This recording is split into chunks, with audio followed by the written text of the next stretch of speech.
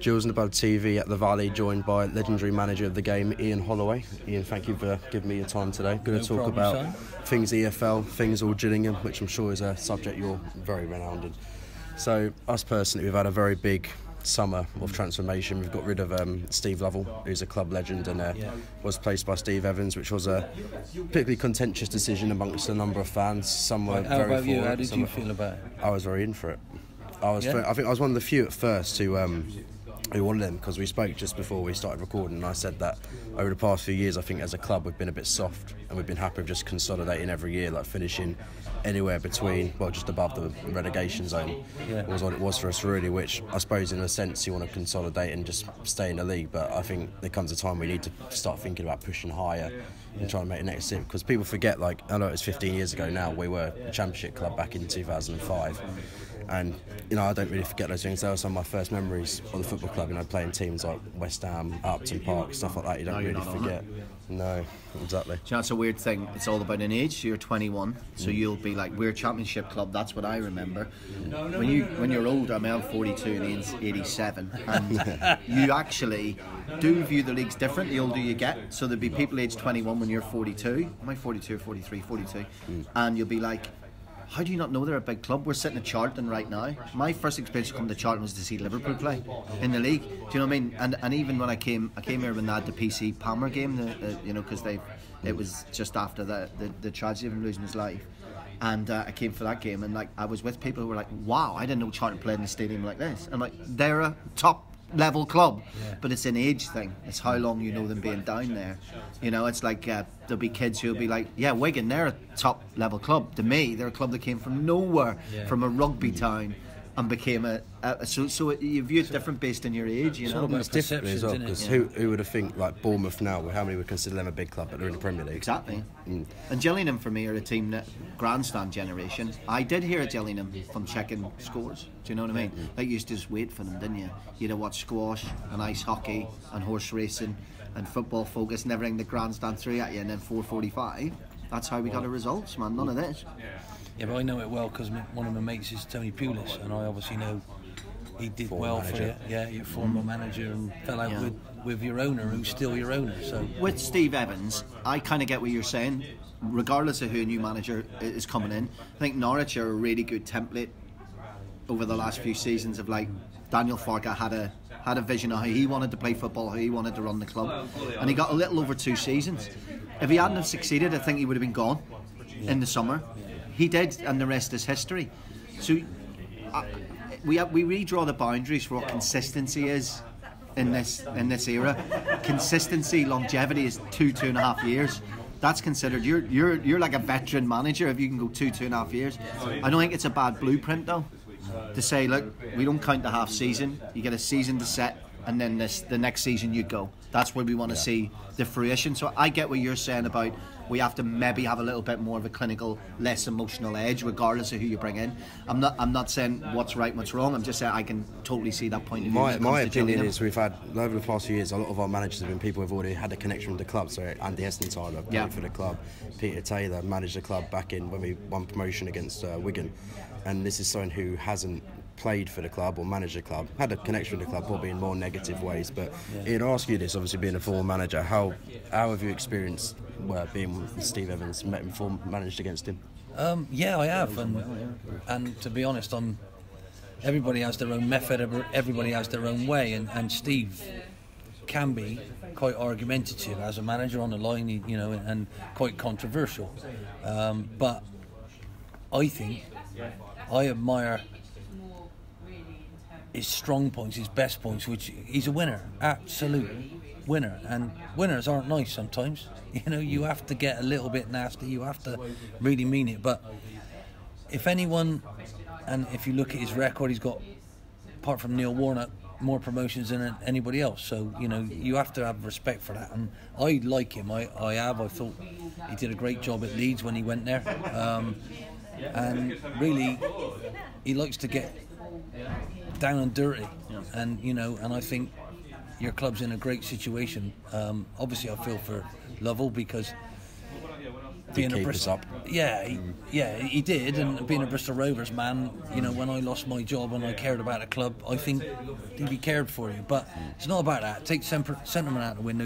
Your chairman's now gone, and I think he's shown some ambition because he's going to say, right, get me up. The thing I didn't get some of our fans, they cry out for ambition, and something like this happens, so I consider being ambitious. So like, oh no, we don't want him, get someone else. Yeah, but Steve Evans, right, comes with the calibre and the pedigree of what he's done. It's back-to-back promotions with Rotherham. Yeah. You didn't even mention it when you were talking about his success, so it goes to show what he's done. And he got sacked from Peterborough last season. He's quite ferocious. He's quite ferocious in terms of how he plays. It's pressing. It should be good to watch. But you probably got more questions about who's been brought in. Yeah. And of course you're worried about who's went. But I've said in other interviews I've done, most of the stars that we were talking about at the end of the season last season, nobody mentioned at the start of the season. Yeah. Nobody thought James Norwood from lower leagues, from non-league, was going to come up with Tranmere and do what he did. Yeah. Now he's got his place at Ipswich, and I'm excited to see what he does in League One. Timu Pukki wasn't mentioned by a single pundit before the start of last season. So who knows who you brought in and how they're going to work. You had O'Keefe, didn't you? Yeah, Stevie O'Keefe. Yeah, I think that's a good signing because, and he's Stevie Evans, this type of player. He will not stop running. He will get a foot in where no one will put their foot. You know, and I think he's much better than his career so far. You know, to be honest with you, I put him on in the Wembley final in Palace when Dick Okoye got injured. 21, shoved him in. I trusted him, and basically he went around and did it as if he was born there. So I think. The thing I'm impressed with Scally, he's actually got someone who's controversial now, who is not going to be a yes man. He's going to actually question. It'll be his way. Yeah, absolutely, because I think he's fed up with being where he is in that division and he wants to get out of it. So, also with O'Keefe and Hudson, I think I'm right in saying that's two players who played in the top flight. Now, that is not necessarily. Hudson played for Rangers. He did, yeah. So they bring experience at a higher level, which is not necessarily, as long as they want to be there and they want to play there and they give 100%, that's a massive plus. And you've had to fill it. Did your left back leave? A left back? No, right back. Your right back. O'Neill. Right, O'Neill went, so that's a replacement. We only have one left back. Yeah, and he's gone. No, the right back's gone. But he was good last season. Yeah, so that's another. Fuller. Yeah. He was playing. Because last season we had O'Neill at right back. Is he still going? How old is he? Barry Fuller. 36 maybe. Nothing these days. He's a mere pup. Absolutely. I remember we won a promotion at Wembley in 2009. He was our captain that day as well. He's still there. Yeah. He's gets better with age like a fine wine. Do you know a weird one? And I'd be interested in Ian's taking this with Gillingham. I think that Gillingham have had more pre-season games, I would guess, than any EFL club. I think your schedule is 9 or 10. 9? I think it's 10. I think our last 9 or 10, our right? last one was on Monday. Nine games, and that was Evans straight in. Why did he? That was his first thing that I noticed with them. We're still getting up to speed with everything. Of course, you have your holiday, you come back, but when you go through, things jump out straight away from each club. And one of the things that was really interesting to read about, it was just a line, but it stuck with me, was like straight away he was like, I want basically a quarter of a season of pre-season, and he's 9 or 10 games he put in straight away. He does that fitness-wise, right? Just make sure they hit the ground running. Absolutely throws him in. He's absolutely at it. If you don't work, if you don't run, you don't chase. You know, He loves centre forwards. He loves thinking about going forward. So you'll be knackered just watching them. Honestly, no. I'm saying but I like Eves. I've tried to sign him 2 or 3 times. You know, and for which clubs? Where was I? Blackpool at first because he was at Oldham. That's when I liked him. He was a real young fella, and it got a bit of a barnet like yourself. Yeah. I know we're not on TV, but there you go. Everyone listening will know what it looks like. But you know, if anyone can do what your chairman wants for you, I think is Steve. And we'll have to wait and see. You should be optimistic. Everybody is this top part of the season. I like your ground, but I think it's. Let's be realistic though. Go on in. Because this is what he wants, honesty. All right, Joining in this season, what's the big match? So we've talked about how the manager has got the pedigree. We talked about all positives, right? Pre-season games get them up to fitness. We've put a positive spin on who knows some players, how they're going to play that have been brought in. So let's say you could have the star of the league in there.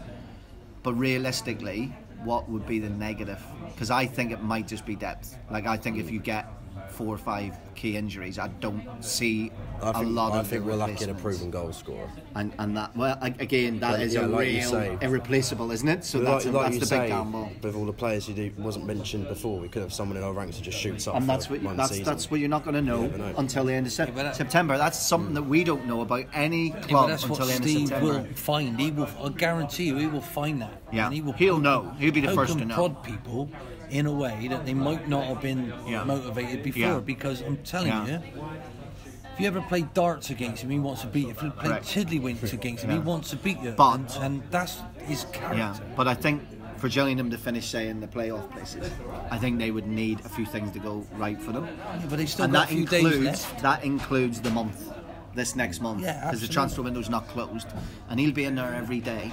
Get me one, like you said, he's confrontational. The battles that you fans are talking about, he'll be fighting them every day.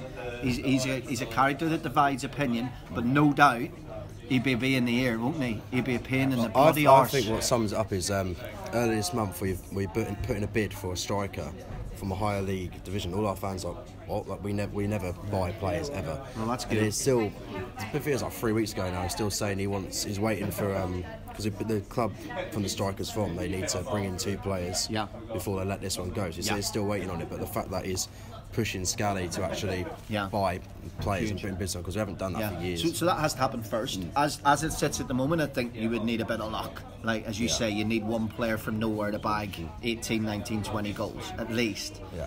That's the missing part of the jigsaw. And injuries are inevitable. People talk about it as an excuse. They happen at every club. No club says injury-free all season. I would worry if you went to you really went into the red in the injury front.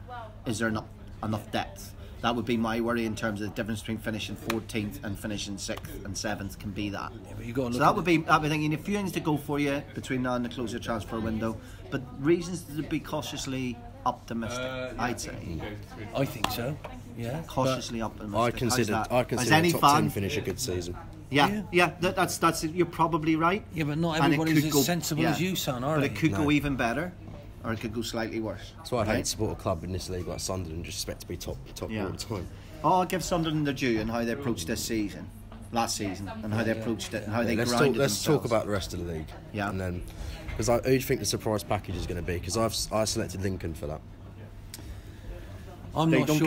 get enough credit. Well, I'm not sure. it's evolution Big for me outs. with Lincoln. So last season, people were still talking about them as a Hoofham team, and they weren't. No. So what's the next step for them? So that's where I would be with Lincoln. I want to see how they play the first 6-7 weeks of the season. Yeah. It's interesting because usually at least the Championship gives you a little bit of solace, a little bit of, well, they're going to go up.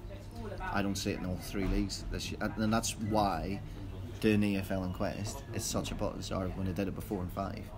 Is there are so many variables. The Wolves season 2 seasons ago, there wasn't. They were clearly the best team. You said 3 weeks in that season, 4 weeks in that season. Actually, you'd have thought this is the team without a doubt, and then it's going to be others.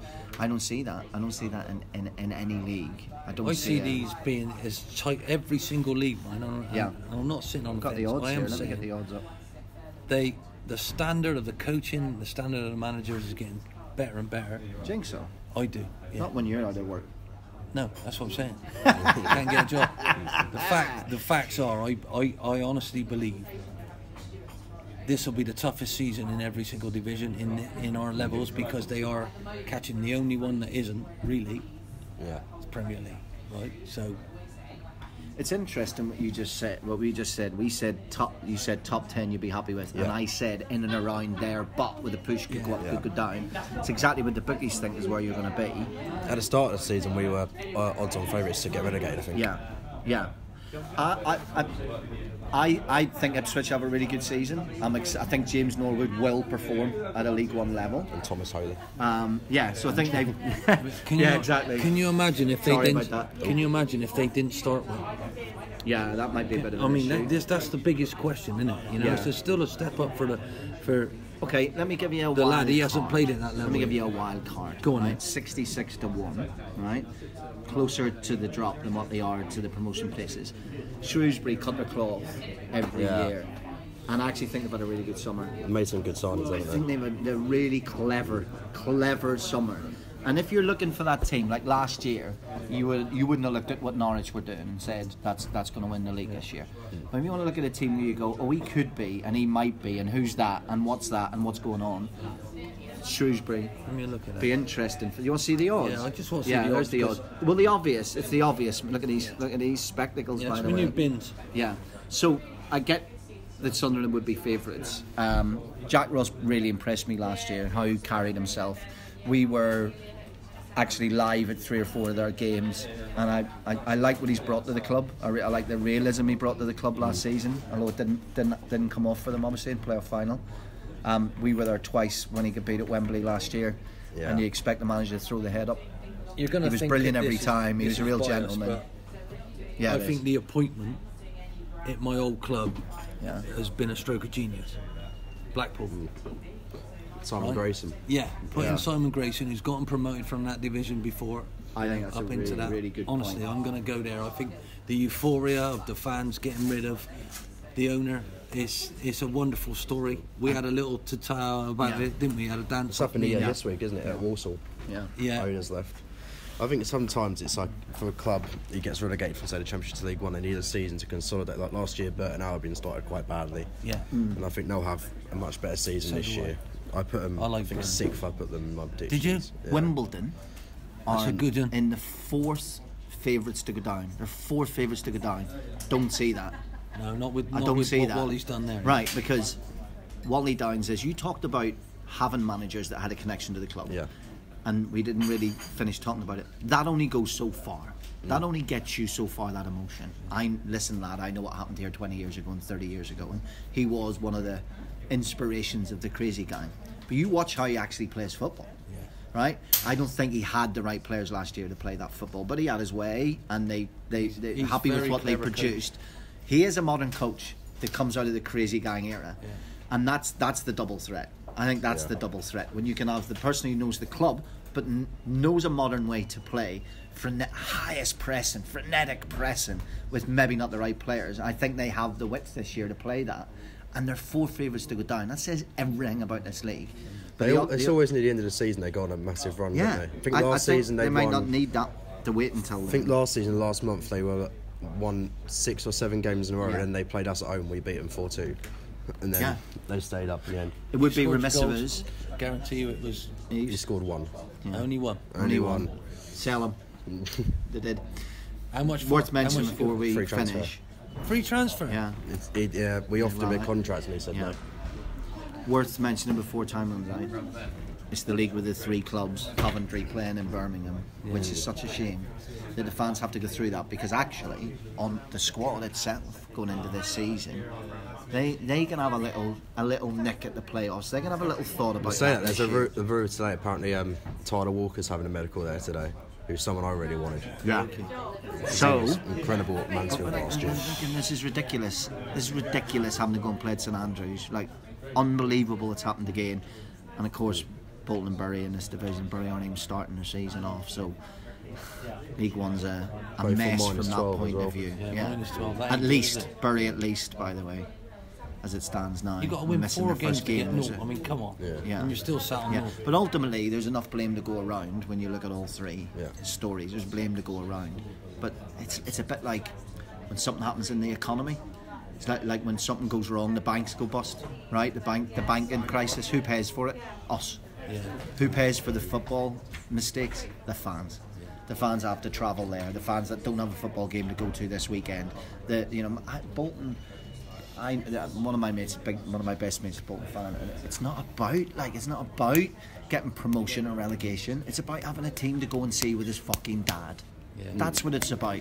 That's what it means to him. It means picking his old dad up, getting in the car, having that time with him, going to see their team, connecting and driving fucking home. And that's what's robbed, with Bury this year and Bolton and where they are at the moment. Bury in particular is like. It's also look, they had most of their teams pre-season for the trial list. We haven't actually seen any of them actually sign for them.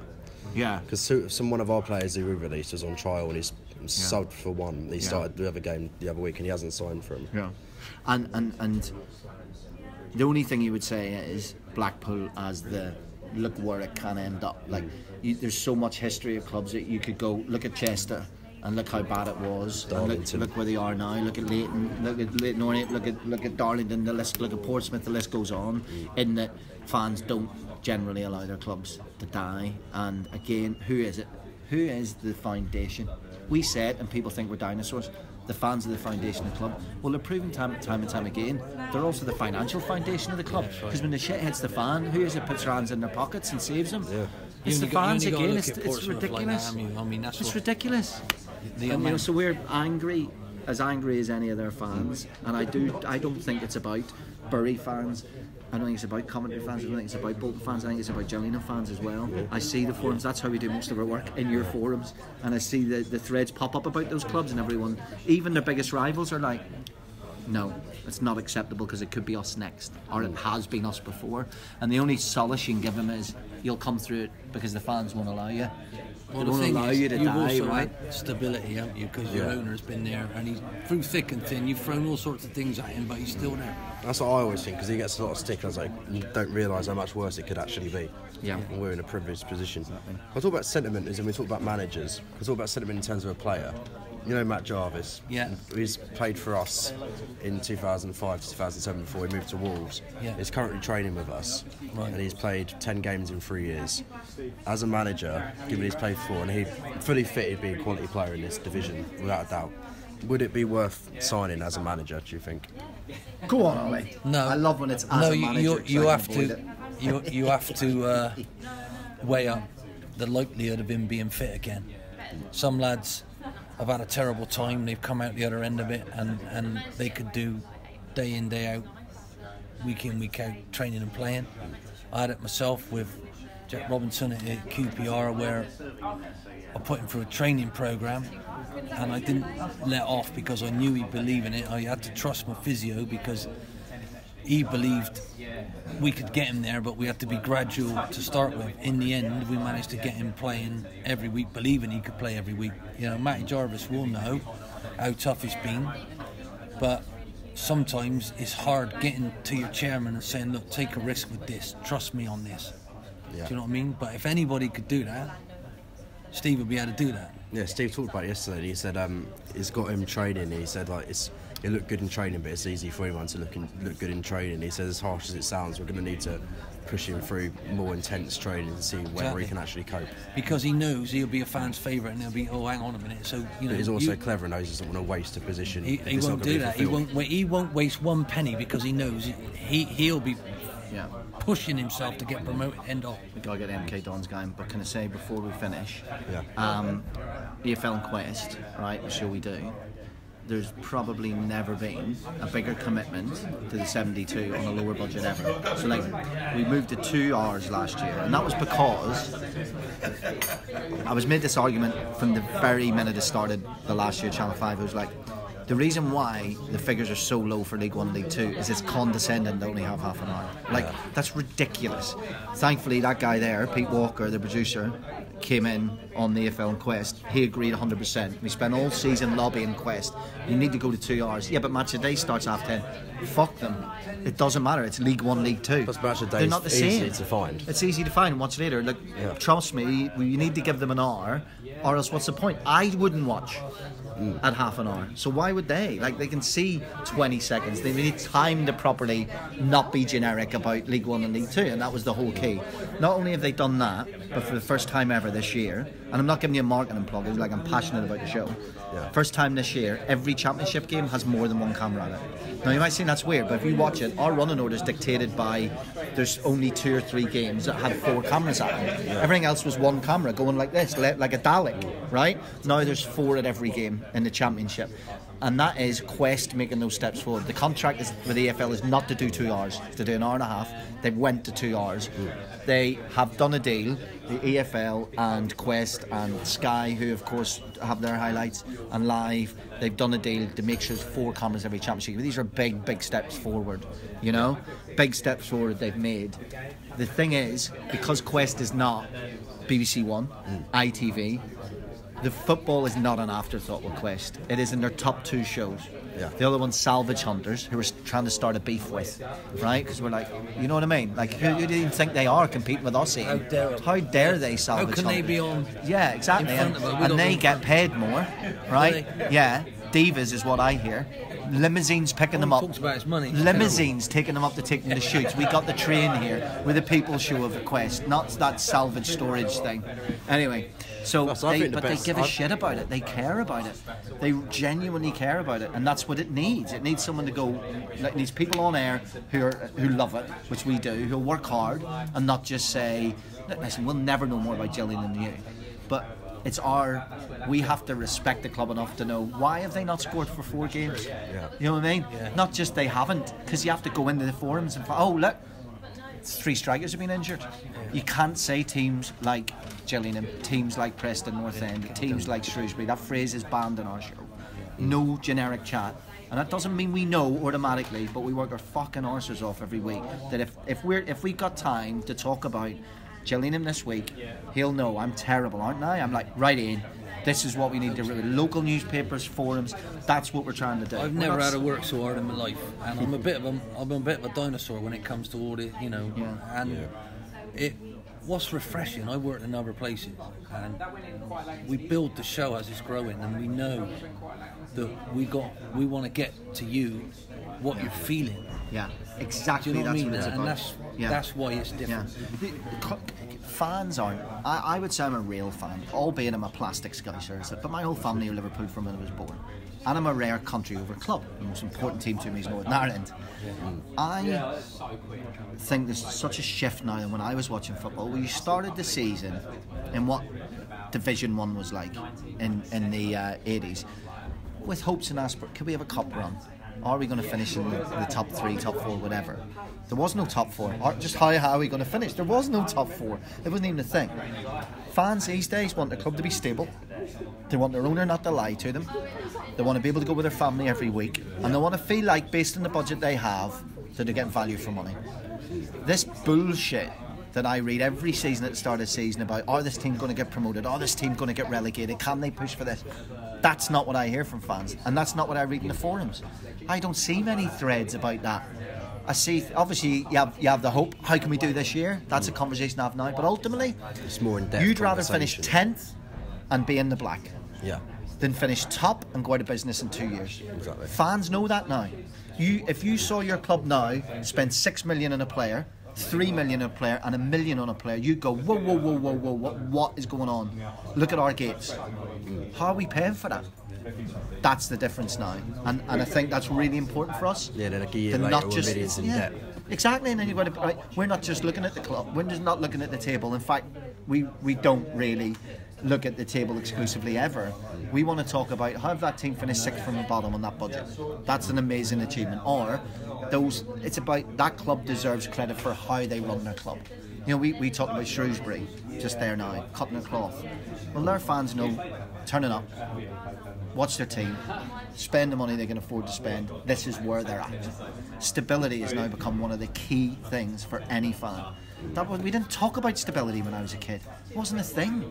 We didn't talk about stability. The amazing stories for me are like Accrington Stanley, how they can have the crowd base that they've got.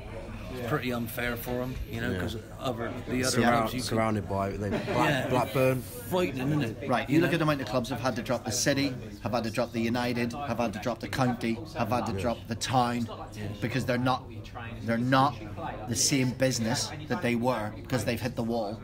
Those fans though are the same fans, and it is the same club. The business changed, but it's the same club. And that's why we always be really careful with that. Like, it's Oxford, you know, it's Oxford United, it's not Oxford. It's Argyle or Plymouth Argyle, it's not Plymouth. What do the fans call the club? Forest, that's the first thing they say when they come in. They went, Gills. Yeah. Like, all those things are really important to us. And we don't always get it right. Fucking hell, we make mistakes. Of course we do. We're a really small team. When we do the show, me, him, Ali, who's the League 1, League 2 pundit stroke producer, absolutely. That guy over there, right, and a guy who's a statistician. That's our team. We put the whole thing together. That's it. You know, it's being cut over there, all the guys who cut the stuff, like the absolute engine room, or the editors who get the footage in and cut it. But in terms of what goes on air, it's just us in a room. Yeah, but you don't realise. So when mistakes happen, important what you do is to us. Yeah, we're feeding off your stuff.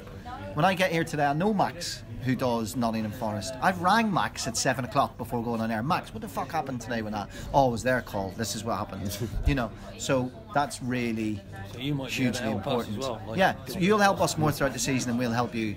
And I think with the first year of Quest, it was all about, like, first show went out in SD instead of HD. Like, it was a disaster. Like, it's been about, like, the important things to us: getting to 2 hours, getting more cameras at championship games, more time for League 1, League 2. And this season, we want to get the message out of how we put the show together. You know, we're not going to have time to talk about 72 teams every week. Of course you can't. Even in 2 hours you can't. That's like, without ad breaks, that's 48 seconds a team, right? But we mark every team we talk about. And if I get a message from you going, hey, Col, 6 weeks, you haven't mentioned us. We've won 3 games, drawn 2, lost 1. I see that. As long as it's play, I'm like, I take those tweets into meetings. That's how we run, and I think that's why we're doing quite well. Huh? Don't swear at him in the tech, because I'll roast you. Yeah, like you never eat, but in a way you have to close his Twitter down. We don't want that to happen. No. Right? You happy? Yeah. Good. Brilliant. I think. Good luck though. Should we?